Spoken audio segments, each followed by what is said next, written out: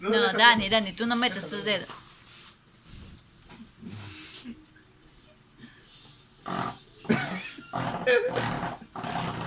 Mira, ¡No, oye, no! ¿Qué lo vas a quemar? Se le va a pasar electricidad. no debe pasar el plástico, no puede. Oye.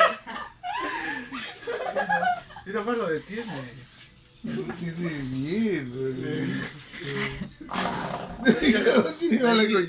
Con la izquierda, dale, con la izquierda. De ahí está que se ahoga arriba. Por eso yo... Planeja a la derecha y a la izquierda. ¡No!